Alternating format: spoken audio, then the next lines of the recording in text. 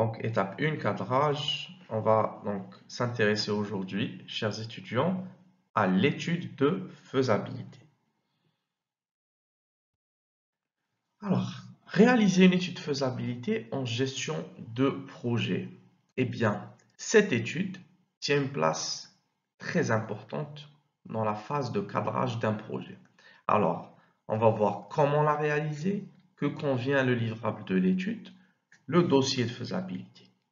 Donc, tous les projets sont des réalisations uniques. On a bien expliqué que chaque projet a ses caractéristiques propres à lui. Et par conséquent, lorsque vous créez un projet nouveau et qui a une envergure grande, vous pouvez vous organiser en plusieurs phases, plusieurs parties, plusieurs sections, et ce afin de garantir une meilleure fiabilité de réalisation. C'est-à-dire que au lieu de prendre un projet dans son ensemble, eh bien, on va le scinder en petites parties, petites phases. L'objectif est d'avoir une meilleure fiabilité de réalisation, hein, une meilleure qualité de rendu.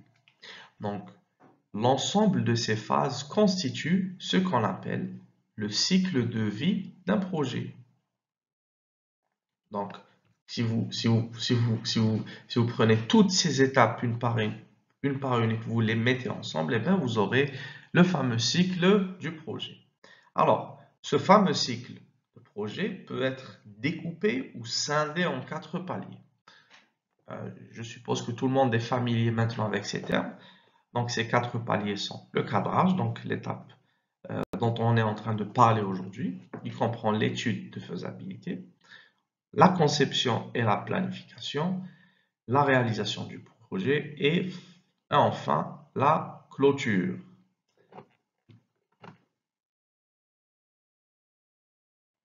Toujours donc concernant le cycle de vie d'un projet.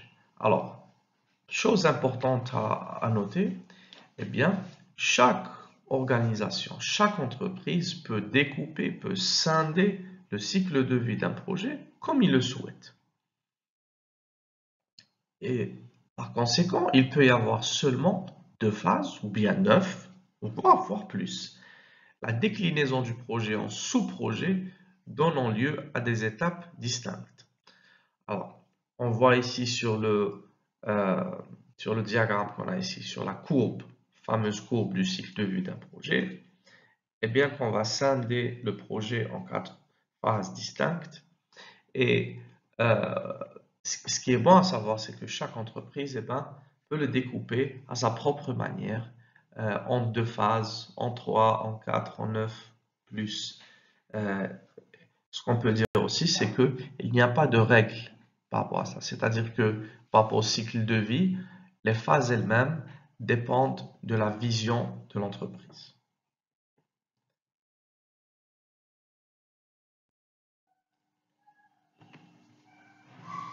Alors, définition de cette notion. Alors, on va donner une petite donc, définition assez efficace. Donc, il s'agit du processus de gestion de projet composé de ces différentes étapes, partant de l'identification des besoins jusqu'à la clôture du projet. Le cycle de vie, on l'a bien expliqué, donc il est composé, un petit rappel ici, il est composé de ces 4 étapes principales: étape de cadrage, étape de conception et de planification, étape de réalisation du projet et enfin étape de clôture. Et là, c'est lorsqu'on atteint la fin du projet. Alors, d'un point de vue visuel, donc voilà un schéma ou une schématisation du cycle de vie d'un projet. Alors, sur l'axe vertical, vous avez le niveau d'effort. Sur l'axe horizontal, vous avez le temps. Donc, J0, J1, J2, J3. Donc, ici, on a découpé, comme vous pouvez le voir, en 4 phases. Phase 1, phase 2, 3 et 4. Et vous voyez bien qu'il y a une certaine courbe qui est celle du cycle de vie d'un produit. de son introduction jusqu'à son déclin. Ici, on parle d'un projet, phase d'initialisation jusqu'à la phase de clôture. Parce qu'il peut bien évidemment s'agir d'un produit ou alors d'un projet. Encore une fois, donc si l'on parle de projet, on va parler de initialisation, de cadrage, préparation, réalisation et clôture. Par contre, si on parle d'un produit, par exemple, on va plus parler d'introduction. Voilà, on va plus parler de déclin à la fin de cycle d'un produit. Voilà, juste un petit rappel. Alors, on est toujours à la première étape, initialisation du projet. Alors, qu'est-ce que la fameuse étude de faisabilité? Donc, on avait expliqué lors de l'introduction de ce cours qu'on allait parler de l'étude de faisabilité. Eh bien, nous allons voir ce qu'est cette dernière. Donc, elle intègre dans la première phase représentative d'un projet, plutôt elle s'intègre dans la première phase représentative d'un projet, que ce soit pour un produit, un service, un chantier, etc. C'est-à-dire que cette fameuse phase représentative, on va la trouver partout, qu'il s'agisse d'un service, d'un produit, d'un chantier, projet, etc. Donc, l'étude de faisabilité consiste à explorer tous les concepts du projet, tout en permettant de répondre à un besoin exprimé en termes d'objectifs à atteindre, à savoir qualité, coût, délai. Alors, l'objectif étant de caractériser le projet, de définir le programme prévisionnel en évaluant la faisabilité technique et opérationnelle, en mettant en avant les éléments critiques de chaque objectif, à savoir qualité, coût, délai. Aussi, parmi les objectifs, on va trouver consolider l'étude d'opportunité, présenter chaque concept étudié par un dossier de faisabilité, estimant les coûts, les délais et les solutions, valider la faisabilité du projet afin d'engager les études de conception du projet. Alors, on va parler maintenant des objectifs à atteindre. Pour qu'un projet soit une réussite, on va avoir trois facteurs importants qui doivent absolument être pris en considération. On en a déjà parlé, on insiste là-dessus, mais c'est d'une importance capitale. Alors, les trois facteurs sont la qualité, qui est le niveau de qualité exigé sur un produit ou un service, les coûts, coûts de conception du produit ou du service, coûts de logistique, coûts de commercialisation, prix de vente, etc. Market research. Les délais, eh bien, on veut dire par là les délais de conception, comme de livraison d'un produit à un client, etc.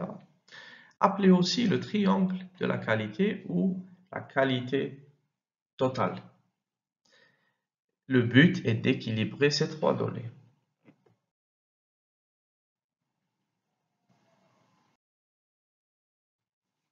Alors, on a expliqué l'étude de faisabilité, son importance, ses objectifs, etc.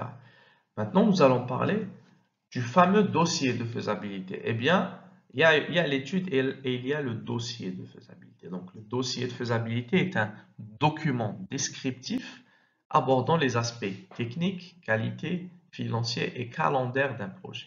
Il doit permettre à toutes les personnes concernées d'appréhender, de connaître, de comprendre les objectifs et les enjeux du projet et par conséquent de statuer sur sa validation finale. Un dossier de faisabilité doit être établi quelle que soit la nature d'un projet, qu'elle soit le développement d'un nouveau produit, service, une prestation, d'un nouveau projet technique, de construction, etc.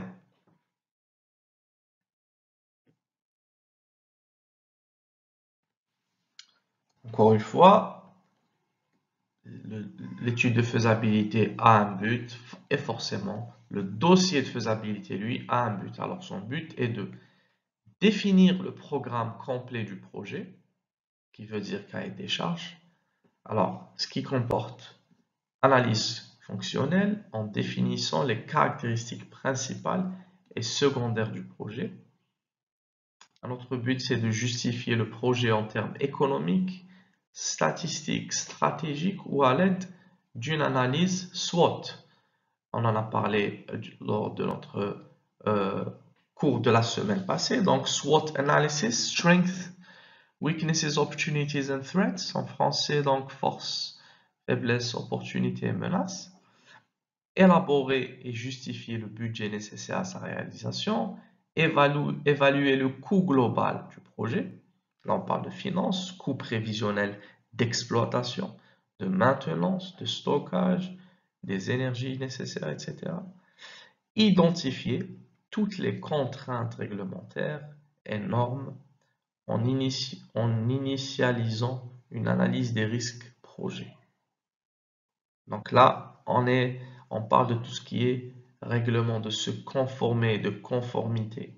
Donc il y a des organismes internationaux, parfois même au niveau des pays, auxquels on doit se conformer en termes de réglementation, en termes de normes, etc.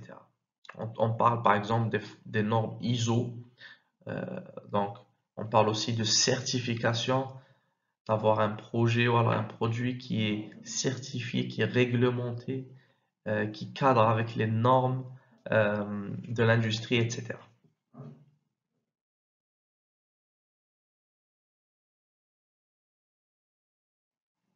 Alors, on va aussi trouver comme but définir un planning d'études, de réalisation et de mise en œuvre afin d'estimer toutes les phases et durées du projet. Là, on peut bien sûr utiliser le planning de Gantt ou alors de PERT. Un autre but, celui d'apporter tous les éléments nécessaires permettant la bonne compréhension du projet, déterminer tous les impacts possibles sur l'organisation, les opérations et les ressources. Et enfin, identifier et évaluer les risques.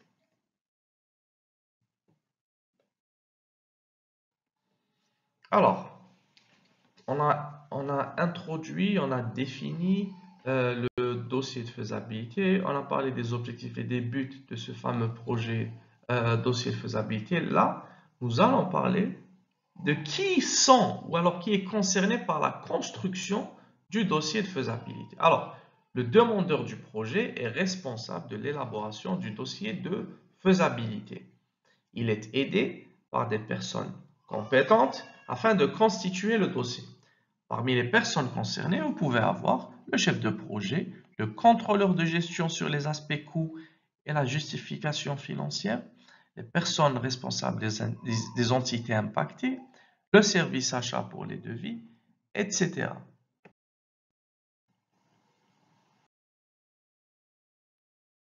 Alors, on va parler de la modification de l'étude de faisabilité. Donc, au cours de l'étude de faisabilité, il se trouve que parfois on a des anomalies et des modifications sont à prévoir. Et donc, si une anomalie ou une modification est identifiée, cela doit conduire à une revue complète de l'étude avec le client et à une modification du cahier des charges, une analyse d'impact sur le programme, des coûts et les délais. Donc là, on parle de lorsque le projet est entamé et en cours de projet, on découvre qu'il y a une anomalie, une problématique quelconque. Ou alors, on s'aperçoit qu'il est impératif, il faut changer quelque chose, il faut modifier quelque chose sur le projet. Eh bien, on va revoir toute l'étude, très très important, avec le client. C'est-à-dire qu'on ne va pas juste le faire avec l'équipe projet. On va informer le client, on va s'asseoir avec le client, on va prendre le temps d'expliquer quelles sont les nouvelles contraintes qu'on a eues, les nouvelles anomalies qu'on a, voilà, qu'on a décelées, qu'on a remarquées sur le projet. Et par conséquent, ce qui va en résulter, c'est que on va devoir modifier le fameux cahier des charges.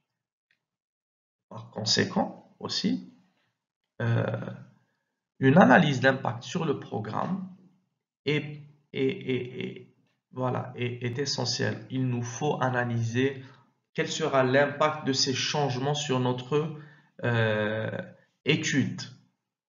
D'accord? Donc,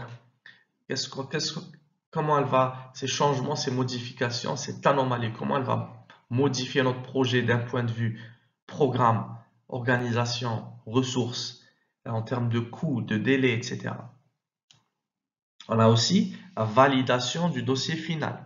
Donc, lorsqu'on a modifié l'étude faisabilité, comme on vient d'expliquer, et, voilà, avoir annoncé ça au client, eh bien, on va passer à l'étape de validation du dossier final. Donc, en fonction du projet, on sait maintenant que tous les projets sont uniques et différents. Donc, en fonction du projet, toutes les entités impactées doivent valider le dossier de faisabilité avant de pouvoir passer à la phase suivante. Très important. Ce dossier de faisabilité donnera lieu à un livrable. Ce livrable vous permettant de passer à la phase suivante de conception et planification du projet. C'est-à-dire que cette fameuse modification, lorsqu'elle a lieu et qu'on peut passer à la suite, eh bien, toutes les entités impactées doivent valider, doivent être d'accord, doivent se mettre d'accord sur l'étape qui est écoulée avant de passer à la prochaine.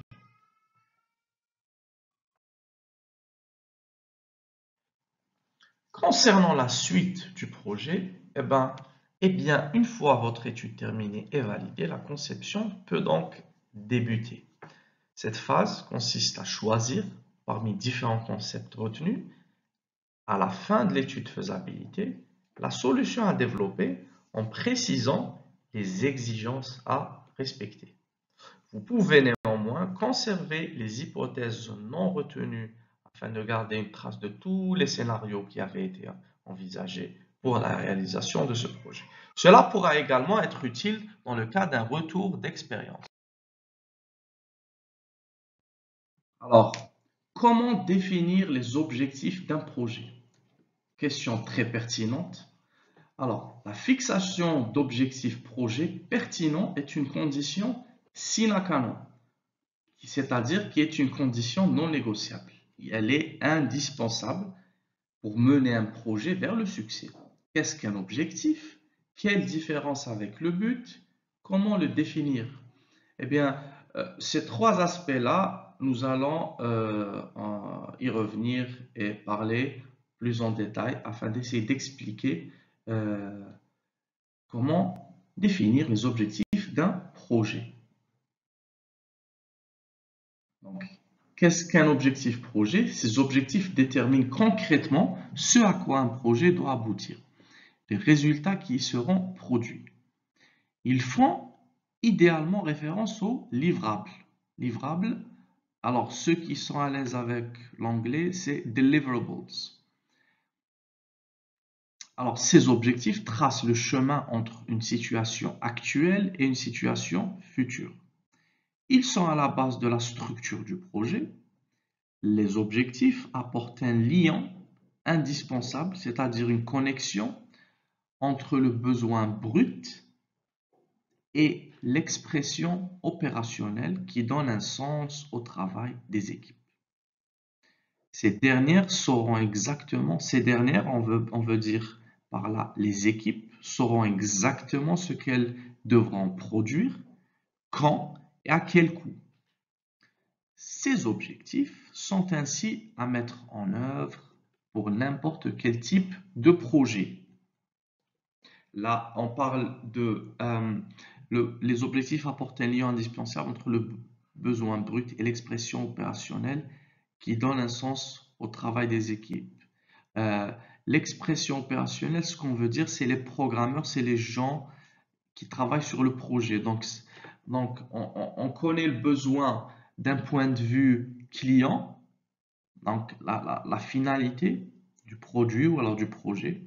Par contre, pour mettre ça d'une manière technique sur un projet ou sur un programme, c'est de ça qu'on parle. Donc là, on vient de définir ce qu'est un objectif projet. Maintenant, on va passer au nombre d'objectifs.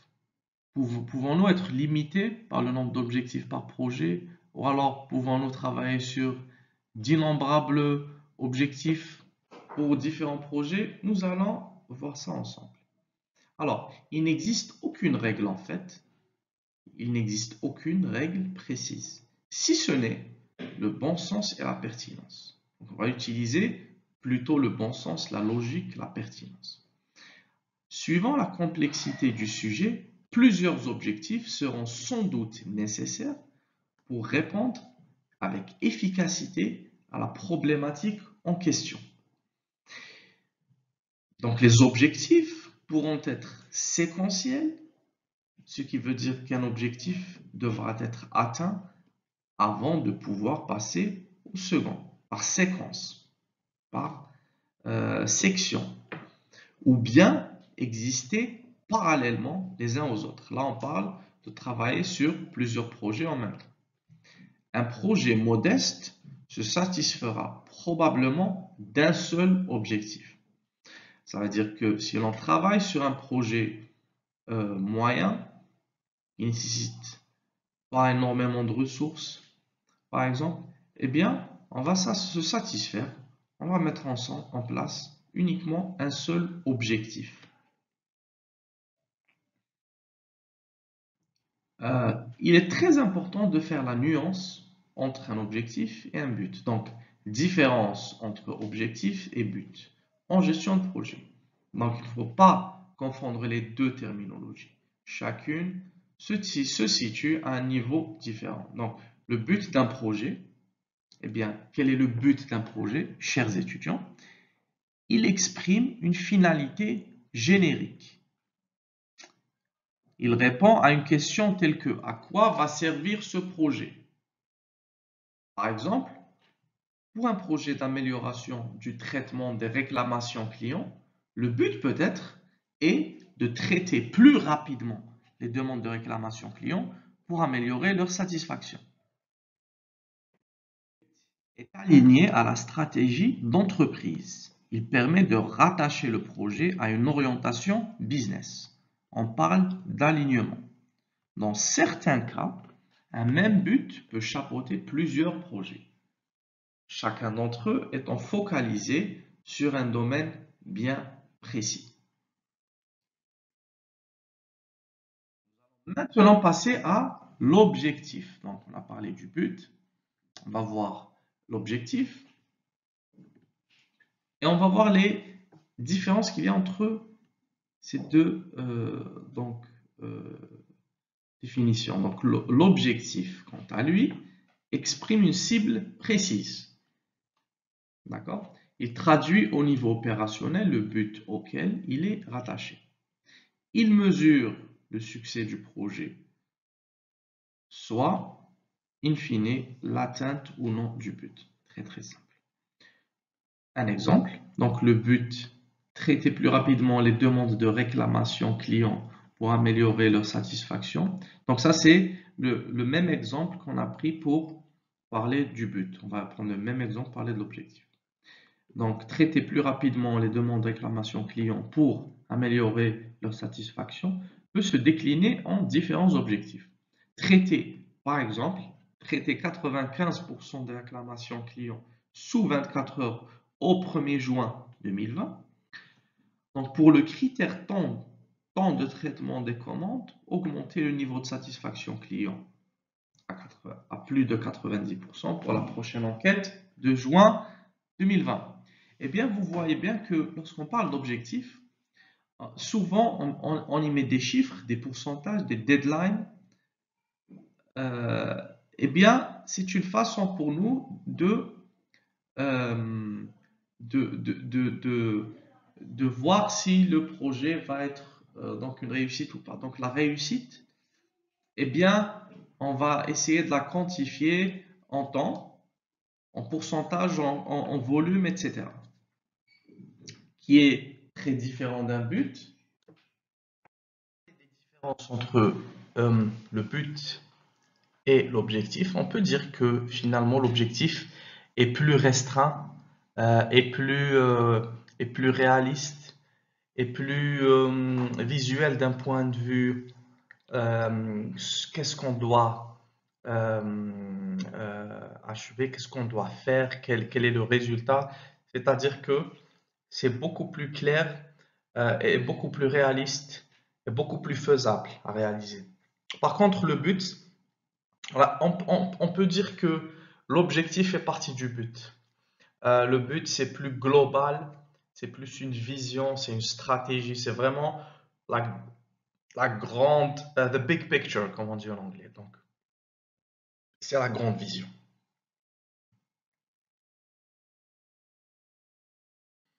Alors, il est à noter que ces deux exemples, le sens des indicateurs est différent. Donc, ils ont des indicateurs différents pour le but et l'objectif. Donc, le premier, c'est-à-dire le but, s'assure qu'une majeure partie des demandes est gérée suivant un délai fixé, ce qui implique que le choix des 24 heures soit pertinent. Dans le second, le projet s'attache à la perception générale de la prise en compte et du traitement rapide des réclamations. Ce qu'on peut dire aussi, c'est que le premier objectif peut être atteint sans que le second ne le soit. C'est-à-dire que dans un but, on peut avoir plusieurs objectifs. Donc, lorsqu'on atteint un objectif, ça ne veut pas dire que le but est atteint, mais qu'un objectif. C'est comme le fameux dicton, on a gagné une bataille ou alors perdu une bataille, mais on n'a pas perdu la guerre. Voilà, donc la guerre étant le but, une bataille ce n'est qu'un objectif. Donc le premier objectif peut être atteint sans que le second ne le soit, c'est-à-dire sans que le but ne le soit. Se pose alors la question de la pertinence de l'objectif numéro 1. Alors cette explication montre qu'il convient d'être très prudent dans la formulation des objectifs et des mesures associées. Et par conséquent, une réflexion approfondie est indispensable. Parfois, on remarque, chers étudiants, qu'au travail ou dans nos vies de tous les jours, on va se fixer ou alors nous fixer des objectifs. Excellent de se fixer des objectifs dans la vie. Je veux maigrir, je veux apprendre à utiliser Excel et avoir un niveau intermédiaire ou alors un niveau expert. Je veux apprendre à utiliser la méthode, par exemple, agile. Je veux, par exemple, apprendre à utiliser un logiciel, être opérationnel dessus, par exemple, Prince qui est un des meilleurs outils pour un project manager. Eh bien, ces objectifs-là sont très très bien. Évidemment, ils sont bien, ils sont excellents, ça nous motive, etc. Par contre, est-ce que ces objectifs sont réalisables? Comment je vais quantifier ma réussite? À quel moment je vais pouvoir dire que oh, j'ai atteint mes objectifs? Est-ce que ces objectifs sont à ma hauteur? Donc, vous voyez, tant de questions, tant de questionnements quant aux objectifs. Eh bien, on va parler de ces objectifs afin d'essayer de les rendre plus cadrés, plus réalisables, plus objectifs, plus réalistes, etc. On est toujours à l'étape de définir les objectifs du projet. Voilà. Donc, quand et comment définir des objectifs projet? Alors, je suis sûr que plusieurs d'entre vous ont entendu parler de cet acronyme. Alors, les objectifs sont définis lors de la phase de cadrage, bien sûr. Pour être efficace, un objectif doit être SMART. SMART, donc S-M-A-R-T. S pour spécifique, M pour mesurable, A pour atteignable, R pour réaliste et enfin T pour temporellement défini. C'est-à-dire que, quel que soit l'objectif que l'on va avoir, eh bien, il faut qu'il soit spécifique, mesurable, atteignable, réaliste, temporellement défini. Spécifique, c'est-à-dire qu'il faut qu'il soit très très très clairement défini. Mesurable, c'est-à-dire que je vais pouvoir le mesurer. Est-ce que je vais le mesurer en argent? Est-ce que je vais le mesurer en poids, en volume, en pourcentage, en nombre de clients, en nombre de visites, en degrés, etc. Donc je peux le mesurer d'une quelconque manière. Ah, pour atteignable, est-ce qu'il est réaliste? Donc, pas réaliste, mais atteignable. Est-ce qu'il est dans mes cordes? Est-ce que j'ai les moyens pour le réaliser? Etc. Réaliste. Donc, est-ce que c'est quelque chose qui peut se faire? Est-ce que c'est pas une utopie? Est-ce que c'est pas quelque chose qui est au-dessus de mes moyens? Été pour temporellement définir, donc on va déterminer un temps imparti, on va donner une deadline, une date limite, etc. Donc voilà comment on peut s'assurer que nos objectifs soient efficaces. La description d'un projet doit être courte, claire et compréhensible par tous. Un point important pour prévenir les malentendus, les hésitations ou remises en cause permanentes. On va parler des différents types d'objectifs. Alors, ils expriment généralement des notions de performance, qualité, technique, business et coût. Alors, performance, amélioration d'un processus, d'un service, d'un produit, etc. Qualité, réduction de défaillance, fiabilisation d'une production. Voilà. Technique, ajout de fonctionnalités à un produit, maîtrise d'une nouvelle technologie. Business, commerciaux, marketing, gain de part de marché, lancement des nouveaux produits, enquête des nouveaux marchés, etc. Coût, ou alors finance, réduction du prix de revient, etc., etc. Alors, il est à noter que la performance peut s'exprimer elle-même suivant le triptyque dont on a parlé dès le début, à savoir qualité, coût, délai, appelé communément le triangle d'or. Donc voici, chers étudiants, les différents types d'objectifs que l'on va trouver lorsque l'on définit les objectifs d'un projet. Alors, toujours, alors, on va parler maintenant des...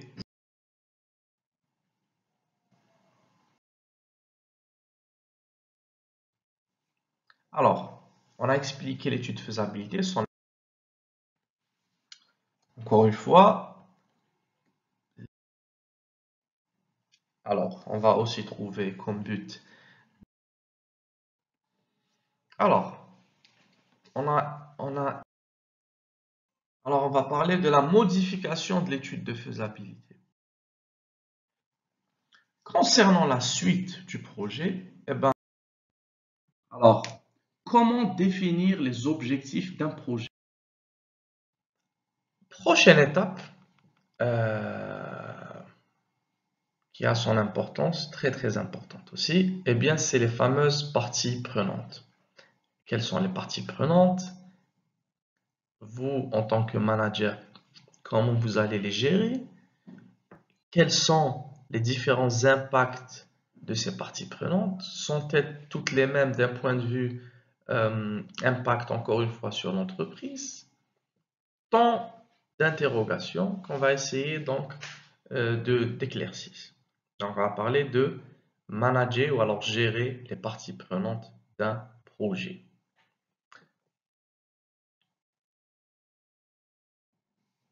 Alors, pour atteindre les objectifs fixés, il est indispensable d'identifier les parties prenantes d'un projet, puis d'analyser leurs attentes et besoins, et enfin de déclencher les actions de communication adaptées.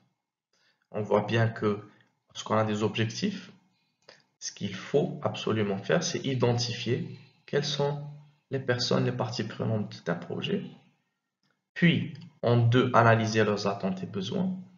Et en 3, déclencher, démarrer, débuter les actions de communication adaptées. On va voir cela. Alors, qu'est-ce qu'une partie prenante? Quelles sont les parties prenantes? Donc, définition des parties prenantes d'un projet. Il s'agit de l'ensemble des personnes et des organisations. Alors, il faut faire attention ici.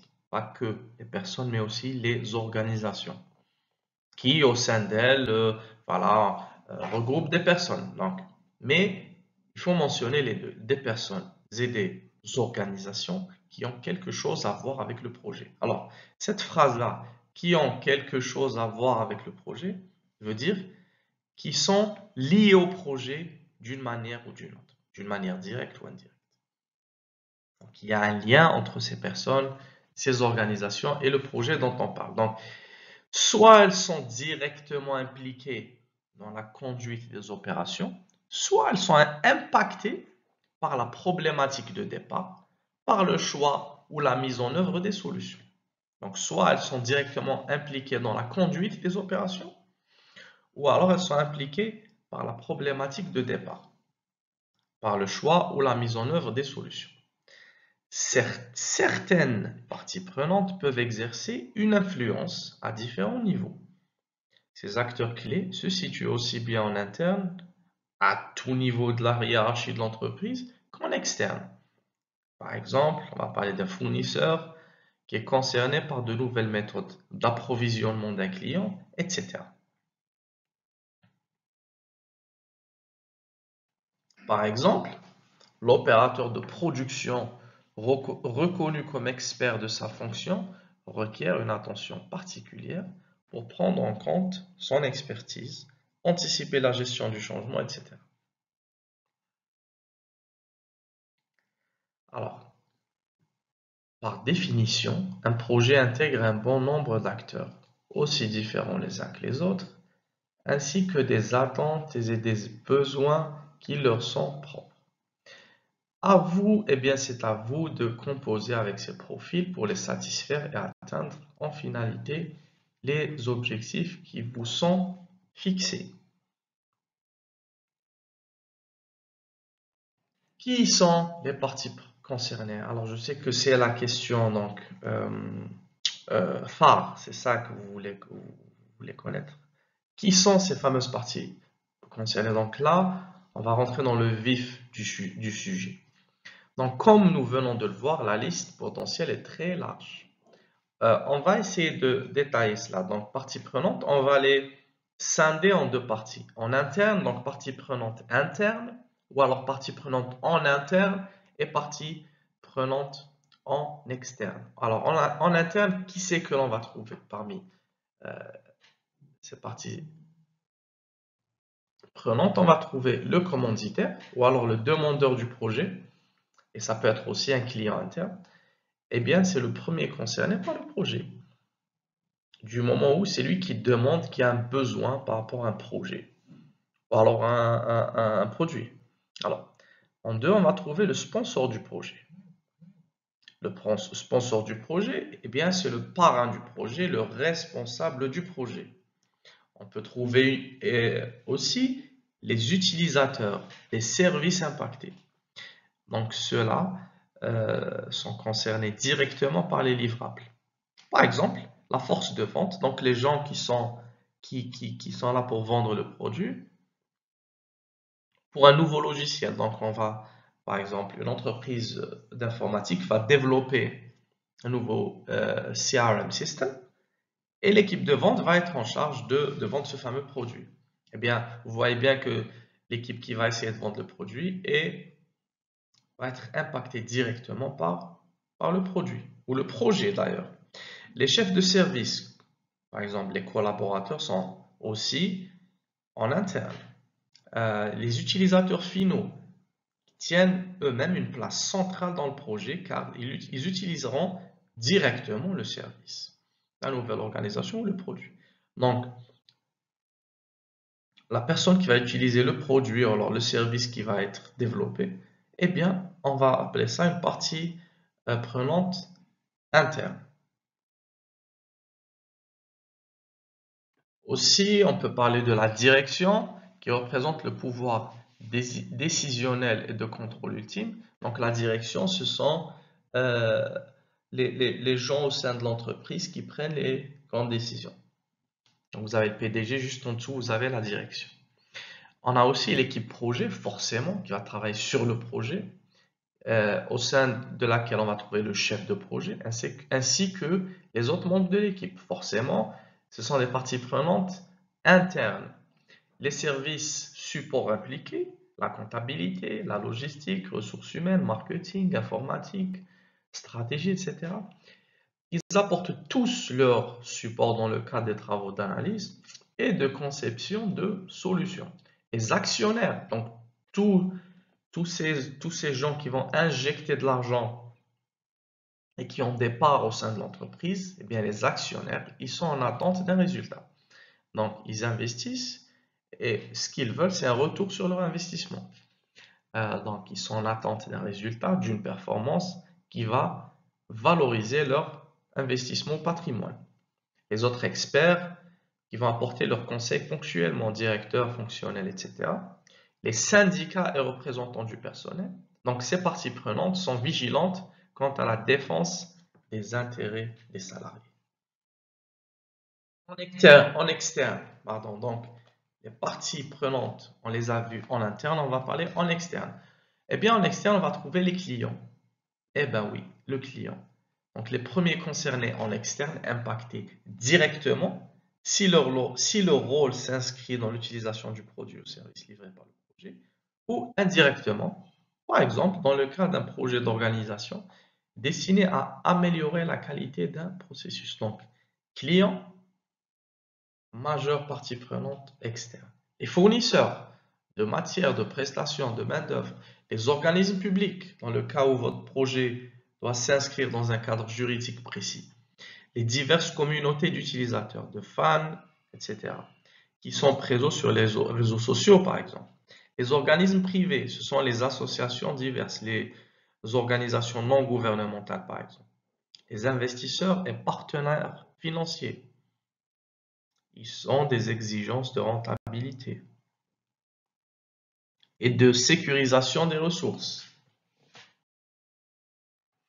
Donc, on vient de voir des exemples donc, de qui peut être une partie prenante en interne, en externe. Maintenant, on va parler de pourquoi se préoccuper des parties prenantes dans votre projet. Quelle est l'importance de ces parties prenantes? Pourquoi on en parle? Quel est leur impact au sein du projet? Eh bien, pour vous donner toutes les chances de réussite sur votre ouvrage, en tant que chef de projet, vous devez identifier l'ensemble des parties prenantes ainsi que leurs attentes, leurs préoccupations et leurs exigences. Il est important par conséquent de pouvoir les impliquer dans votre projet et anticiper leur management ou leur gestion. Une fois ce travail réalisé, analysez comment elles peuvent influencer positivement ou négativement sur le projet. Certains acteurs ont le pouvoir de tout faire capoter à n'importe quel moment. Donc, il y a certaines parties prenantes qui ont un grand pouvoir sur le projet.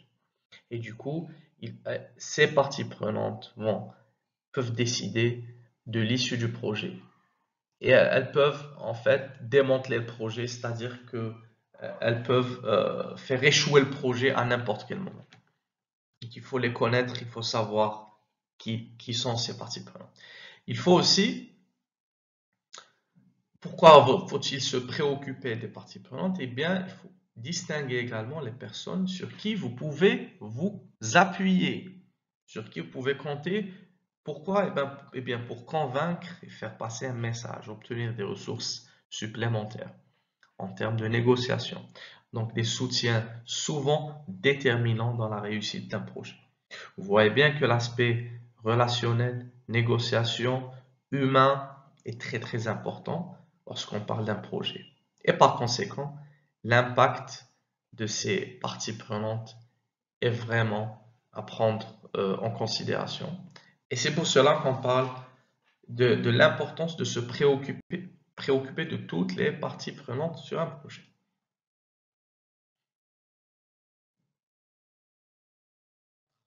On va trouver analyse des parties prenantes. Comment identifier ces fameuses parties prenantes? Eh bien, nous vous conseillons de partir d'un premier cercle, c'est-à-dire ceux qui sont les plus impliqués ou impactés. Par exemple, les commanditaires, ceux qui demandent les donneurs de projet, les utilisateurs finaux, etc. Après cela, il va falloir dresser une liste et puis leur demander qui d'autre peut être impacté par le projet et pour quelles raisons. Ensuite, on va procéder de la même manière avec les nouveaux contacts, recueillir leurs suggestions, conseils, etc.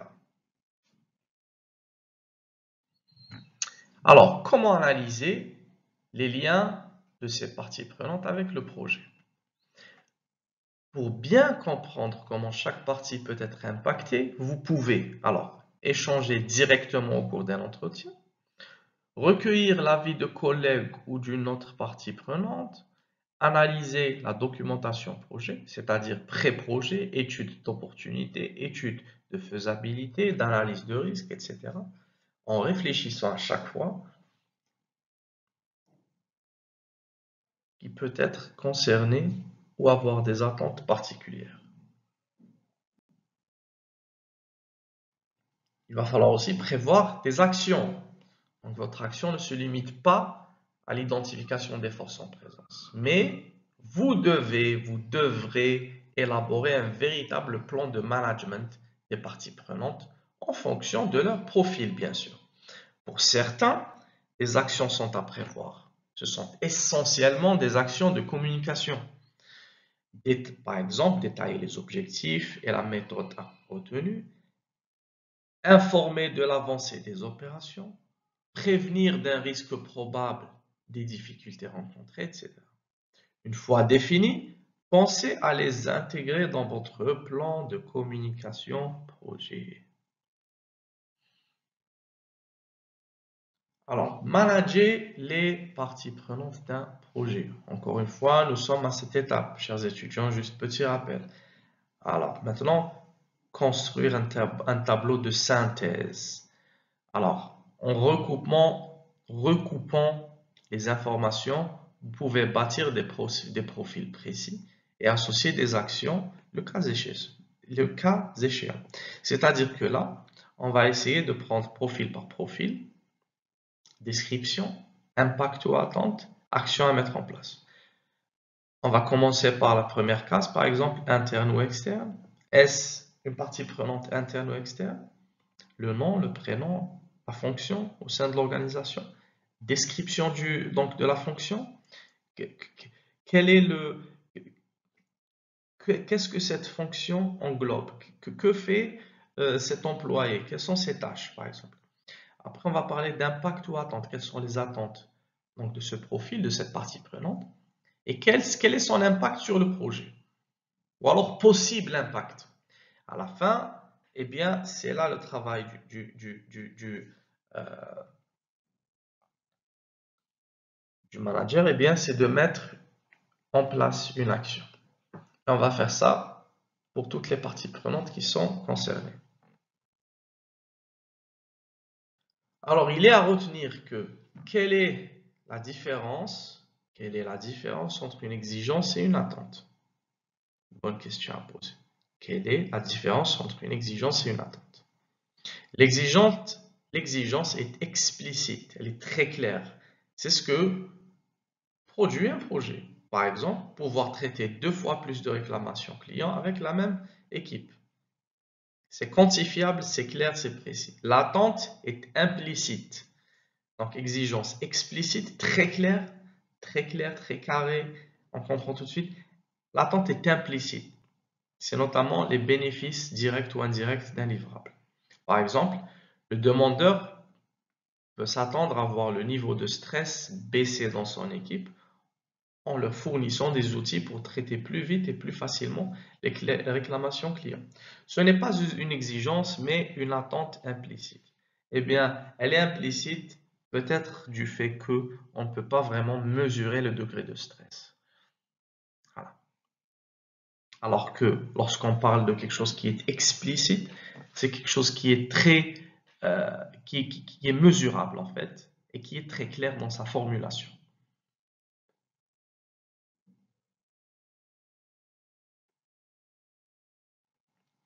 On peut évaluer l'impact ou le soutien de chaque partie à l'aide d'une matrice pouvoir-intérêt. La représentation sur le prochain slide délivre une vision synthétique et simple des parties prenantes à prendre en compte, en priorité ainsi que du type d'action associée. Voilà, donc là on va procéder par priorité. Eh bien, voici la fameuse matrice. Donc, matrice pouvoir-intérêt des parties prenantes. Donc, sur l'axe horizontal, vous allez trouver intérêt. Alors, intérêt, il est important de voir que plus on va à gauche, l'intérêt va monter, plus on va à droite, il va baisser. Pour l'axe vertical, on a le pouvoir. Donc, l'impact en termes de pouvoir. Plus on monte, ça augmente, plus on descend, ça baisse. Alors, on va trouver sur le carré en haut à gauche, maintenir satisfait. On va trouver que le pouvoir est élevé, l'intérêt est élevé. Donc, il va falloir se préoccuper de ces parties prenantes pour les maintenir satisfaits. Pourquoi? Eh bien, parce qu'ils ont un pouvoir important au sein de l'entreprise, ils ont un intérêt important. Peut-être qu'on parle des investisseurs, peut-être qu'on parle du CEO. Voilà. En bas, donc à gauche, surveiller. Il faut surveiller ceux qui ont un pouvoir pas important, par contre, mais qui ont un intérêt important aussi. Pouvoir bas, intérêt élevé. Gérer avec attention ceux qui ont un pouvoir important, mais qui ont un intérêt moindre.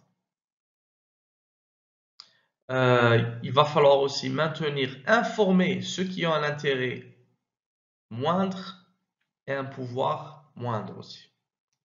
Alors, petit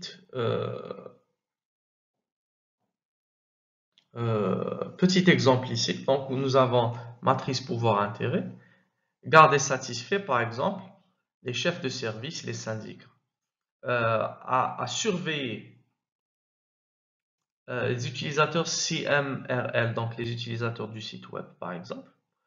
Les acteurs clés, on va trouver avec pouvoir élevé et intérêt élevé. Donc ça, c'est le nom des gens. On peut les répertorier tels que l'on a fait ici. Et enfin, vous avez ceux qu'il va falloir maintenir informés et vous allez mettre leur nom. Ceux-là, ils vont avoir un intérêt élevé. Par contre, le pouvoir de décision ou d'impact va être faible. Donc, vous allez prendre action par priorité. Donc, quel est celui qui a un pouvoir important ou élevé avec un intérêt élevé? On va commencer par celui-là. Ainsi de suite jusqu'à arriver à quelles sont les parties prenantes, directes ou indirectes, qui vont avoir un pouvoir faible avec un intérêt faible. Donc, on va commencer par pouvoir élevé, intérêt élevé, etc., etc.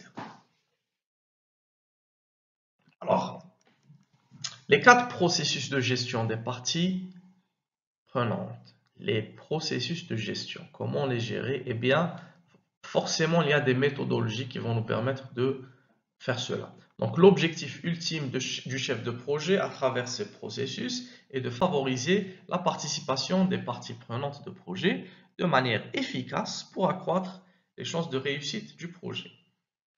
En effet, la gestion des acteurs du projet se décline en 4 processus. Premièrement, afin de gérer toutes ces parties prenantes, on va utiliser 4 processus. Numéro 1, identifier les parties prenantes de projet. Donc, voici un exemple de registre d'identification des parties prenantes de projet. Voici un exemple, comme vous pouvez le voir, code projet, référence, chef de projet, Madame Dupont, service, etc. Sur la droite, vous avez date de création, date de version, numéro de version, etc. Alors, ce qui est le plus important pour nous, eh bien, c'est donc le tableau en bas. Vous avez le nom des personnes, Puccini, Gilles, Thierry, Chantal, etc. Type, est-ce que c'est une partie prenante interne ou externe? Ceux-là sont tous externes. Rôle, donc ça c'est le rôle au sein de l'entreprise, directeur informatique, directeur général, directeur CMRL, chef de projet. Intérêt, élevé, élevé, faible, faible, élevé, faible, faible, élevé. Donc d'où l'intérêt d'utiliser la matrice. Donc, pour voir leur, leur impact par rapport donc, aux deux données, intérêt et pouvoir. Est-ce élevé, est-ce faible, etc. Stratégie, on va voir. Donc, si l'intérêt est élevé et le pouvoir est élevé, eh bien, c'est un acteur clé. Si l'intérêt est élevé et le pouvoir faible, on va garder informé, ainsi de suite. C'est comme lorsqu'on a expliqué sur la matrice. Lorsque l'intérêt est faible et le pouvoir faible, on va faire un effort minimal. Lorsque l'intérêt est faible mais le pouvoir est élevé, on va garder satisfait.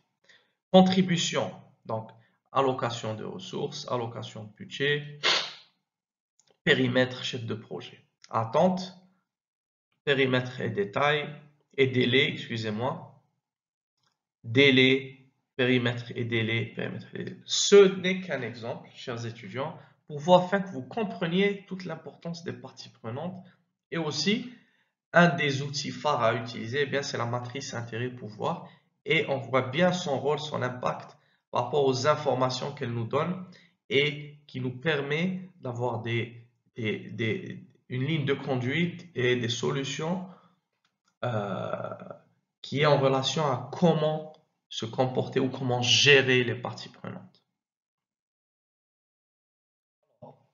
Deuxième processus, planifier leur engagement. Donc, c'est le processus qui consiste à planifier des approches appropriées pour une meilleure implication des parties prenantes du projet. Cette planification se fait en fonction de leurs exigences, de leurs attentes, leurs intérêts et de leur pouvoir et impact potentiel sur la réussite du projet. Donc, le chef de projet peut utiliser la matrice d'évaluation de l'engagement des parties prenantes de projet que l'on va voir sur le prochain slide. Alors, quel est le but de cette matrice? Eh bien, elle nous permet de partir du niveau actuel d'engagement des parties prenantes pour définir le niveau souhaité. Donc, quel est l'état des choses à l'heure actuelle, à cet instant T, et on va voir aussi qu'est-ce que l'on va souhaiter plus tard.